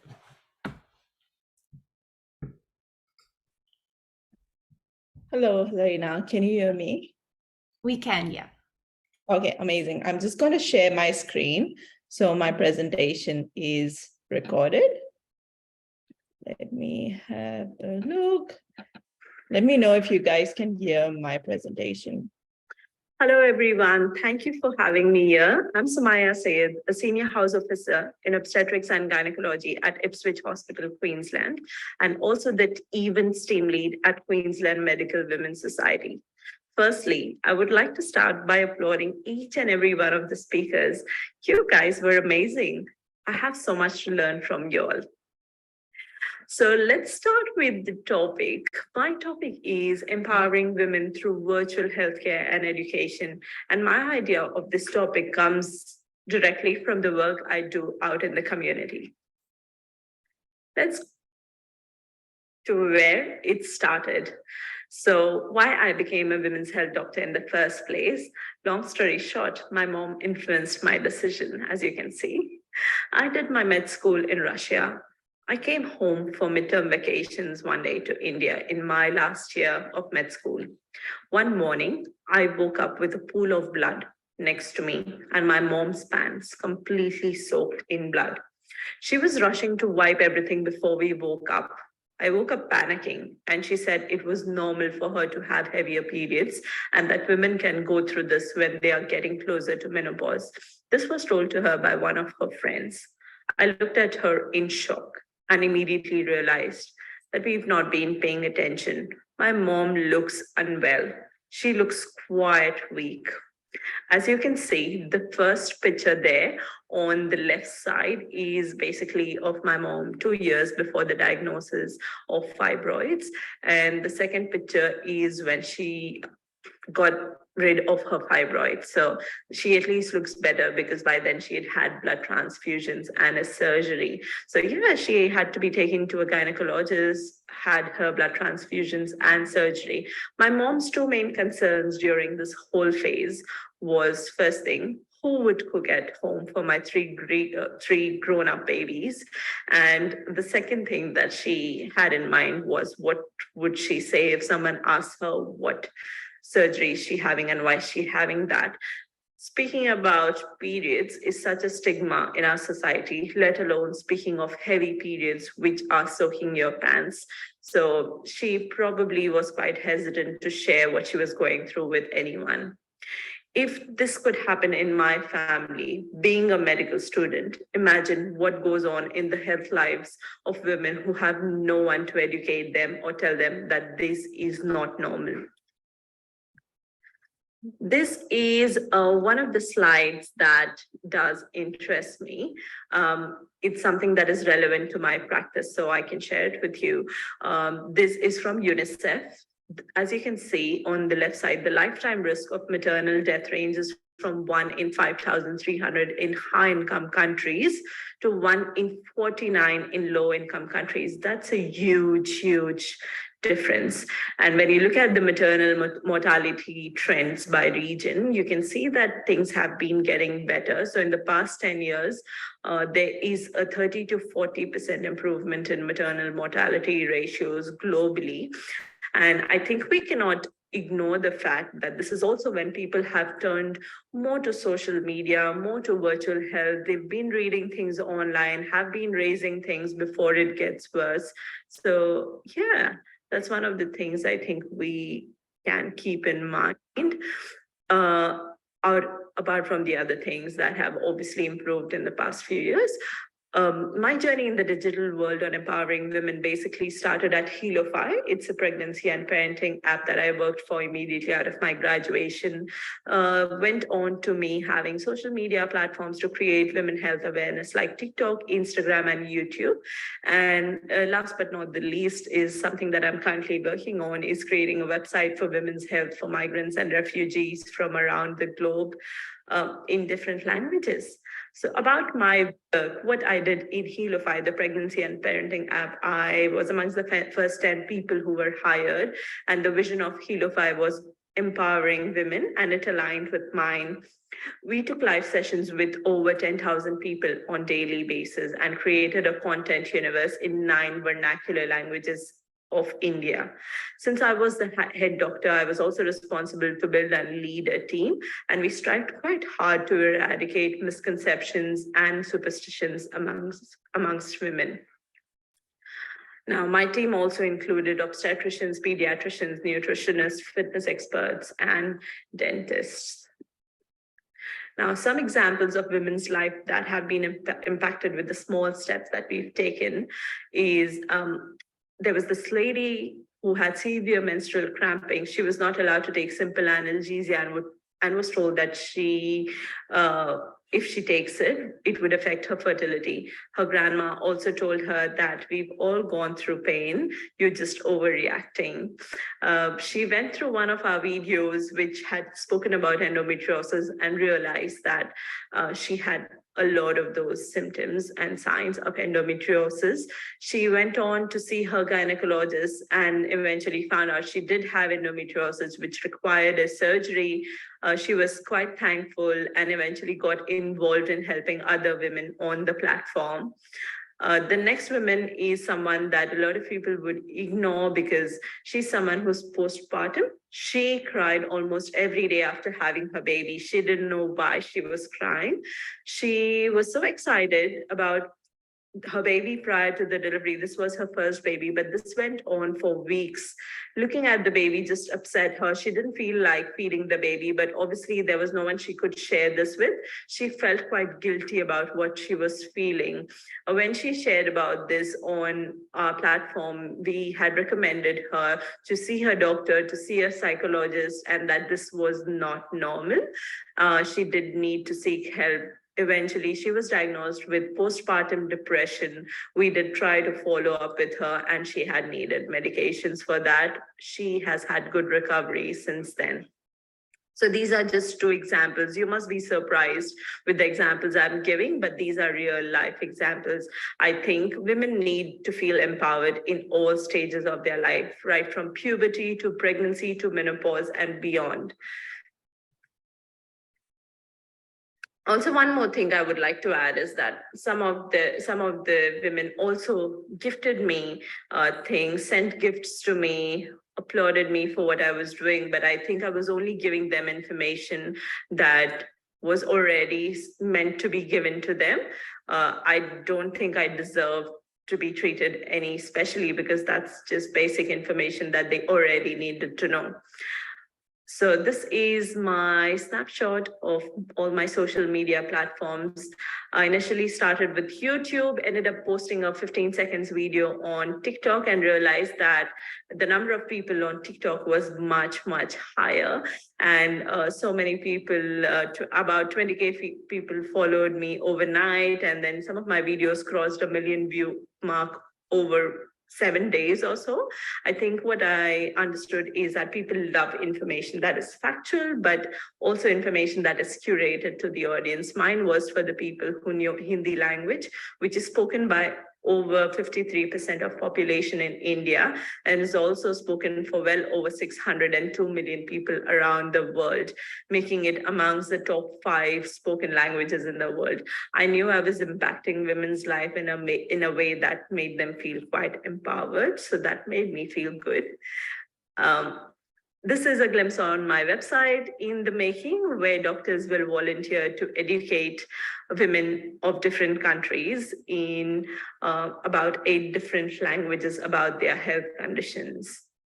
So hopefully once it's live, we should be able to share more information on that. My aim through all of this is basically identifying the gaps, educating and empowering women to take control of their health and well-being through simpler means, and also minimizing the difference in healthcare outcomes in women between rural and urban regions globally. In conclusion, I would like to say promotion of women's health information is a fundamental strategy for empowering them. I think doctors can use their social media, public speaking to influence health behaviors and attitudes. They can also help to break down stigmas around certain health conditions. By providing women with the knowledge and resources they need to make informed decisions about their health, we can help to reduce health disparities and empower women to live healthier, happier lives. So that's just me. Thank you everyone for watching.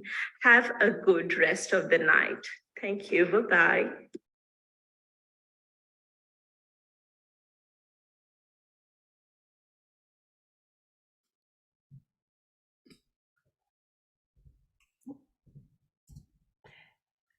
Great. So our last speaker is Natasha, who is a dermatology PHO on the Sunshine Coast and is heavily involved with AMA Queensland as well as Queensland Medical Women's Association, and has done really wonderful things in pioneering improvements for junior doctors, both in Queensland but also in Australia, particularly with respect to mental health and promoting education.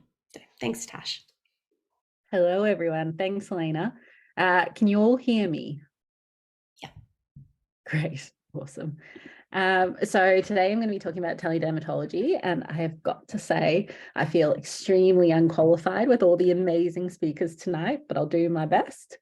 So I'm a pre-vocational doctor in dermatology at Sunshine Coast. It covers about 10,000 kilometers squared, the size of the Bahamas for retrospect, and about 407,000 people, or 8% of Queensland. For our non-urgent referral, so Cat 2, Cat 3, 25% of them wait over 2 years. In 2019, our amazing head of dermatology, Dr. Benny, started up a teledermatology service, and we managed to see 495 patients via a store and forward service, and we're able to discharge almost 45% of patients after initial review. I'm finishing my Master's of Public Health, so teledermatology is a real big interest to me, and we'll get into why shortly. Women in dermatology. So dermatology is a women's health issue. As with any other specialty, the understanding and the physiology of women and their biologics is really only coming out in the last sort of 10 years. And we're doing better, but I think there's always room for improvement. And it's not just in the conditions, it's about how they are affected by specific women's conditions, so pregnancy and lactation. And I think while there are some incredible female medical leaders, Dr. Benny, for example, and Associate Professor Morgan from tonight, 57% of dermatologists in Australia from 2011 to 2015 were male. In Australia, for those of you who don't know, we have incredible health outcomes, except our health outcomes do become poorer with rurality, which I'm sure is probably similar worldwide. Barriers to accessing health services, distance, infrastructure, and the workforce. We briefly touched on wait times before in Sunshine Coast, but that's consistent across Queensland and across Australia. Dermatology, it's not as simple as people think, and it has a considerable impact in the burden of disease in Australia. So 1.6% of the total burden of disease. And with 92% of dermatologists living centrally, that's not really quite a good spread.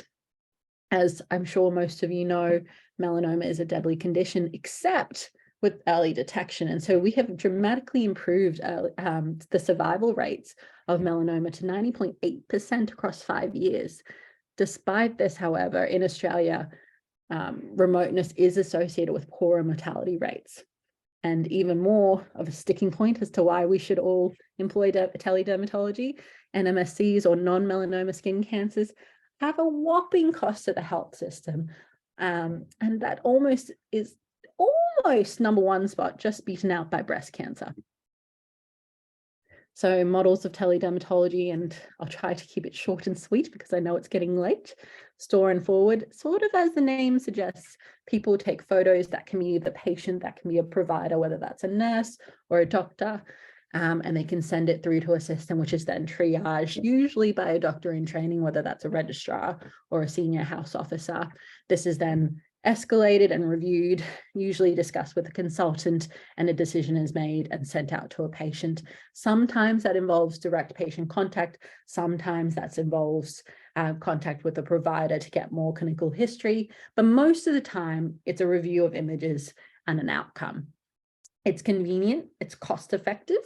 It's been through the MSAC approval system and has shown cost effectiveness. It's timely, but there are concerns with confidentiality, and there have been studies that emphasize the risks of poor image quality and also with inadequate clinical history delaying results and reviews. Video conferencing, or sometimes called a live interface system, is where you have a patient, provider, and it's a more common form of telehealth across specialties, really. It is time effective in comparison to in-person.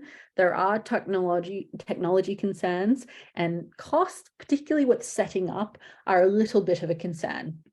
In particular with Sunshine Coast, we have a bit of an aging population, and so technology sometimes is a little bit challenging. And I certainly have had patients who have their nieces or nephews or grandkids running the telehealth program for them, and it's interesting to see how that all works.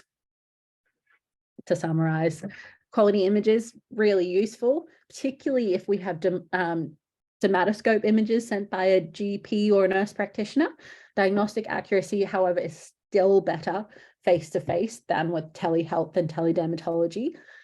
Store and forward costs are cheaper than video conferencing or live interface, and this has had dramatic effects on improving access to dermatology services, and I really think can be employed and improved across the world. Thank you. Tash, you kept that short and very, very sweet. Fascinating, and I think it's really fortuitous that we have both you and Vanessa Morgan on this, giving us the perspectives on telehealth and telederm and the future for skincare and dermatology, which is really, really important in Australia and elsewhere. Now, I just want to say thank you to everybody for coming tonight. We don't unfortunately have much time for any questions or conversation, which is what we would love to engage in with all of you. We're interested in your backgrounds, we're interested in the work that you do. Feel free to connect with us. If you like, put your details in the chat here and Helena and I will respond. You can connect with Australian Federation of Medical Women. I'm very proud that we have had this session this evening. This is our third parallel session as an organisation, which I've hosted and had this year as Helena is my co-host. So I thank Helena very, very much. And I think that I'm especially happy that the theme this year has been on the digital revolution and achieving health equity and equity for women, because one of my passions is technology and health. And one of the first things I did when I started with AFMW was I set up Medical Women in Technology and Health for that very reason, to have the conversation so that medical women actually start seeing the opportunity. If we are not engaged in the discussion from early on, we're going to be passive users of technology that isn't custom fit to us. And we need to be out there exploring these opportunities and having conversations within our departments and within our colleges and with our colleagues. And I thank you all for your marvellous presentations, to our outstanding speakers. Thank you again, and to a wonderful rest of the United Nations Commission on the Status of Women. And thank you, United Nations, for having this event annually. And we hope that we all strive, as we all strive for equity, that this is realised in our lifetimes. So good night from all of us. Thank you, everyone.